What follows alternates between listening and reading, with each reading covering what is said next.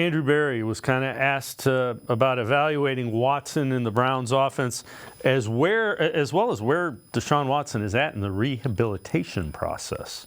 Deshaun's progressing well. He's doing everything in his power in terms of rehab. He's coming along well. We anticipate him being on a normal or potentially ahead of schedule time. I hesitate to say that because it still is early, but we're really pleased with his progress so far, and certainly looking forward to getting him back when he comes in the spring. Deshaun, it seemed like every time he would seem like he was turning a corner, the rotator cuff, and then Baltimore game and the broken shoulder. Do you feel comfortable with where how much you've been able to evaluate of him in game settings, kind of going forward? Yeah, we'd all love to have him on the field more often. I think that's safe to say, himself included. Do feel really good about him. Happy with the progress that he's made within our organization, both on the field and off the field.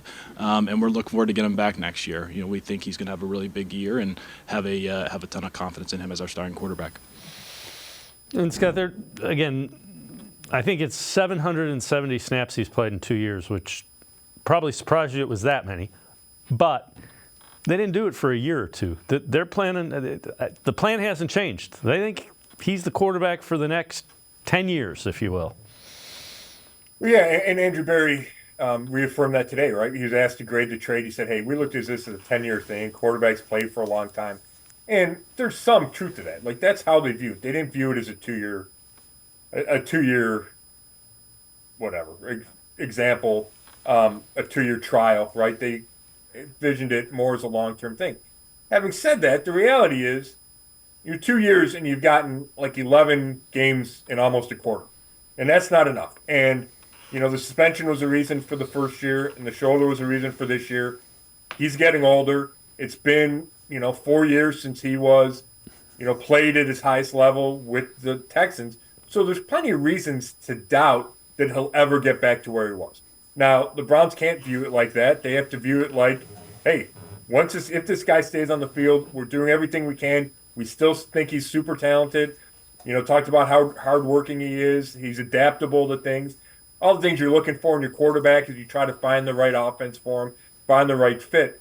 So, yeah, I don't think I don't think they look at it as a disaster like some people on the outside are. But there will come a time where that shifts, right? Like if year 3 next year, he's not any good or not good enough, right? Or can't stay on the field, then you have to start coming up with the next plan. But I think it's too early for them to give up, and I think it makes sense that it's too early to say this has been a failed experiment. Yeah, and add another elite quarterback to the AFC pool with C.J. Stroud now coming there, and you can be sure, I'm guessing the Steelers are going to be adding something to that quarterback room, so we'll see how that goes too.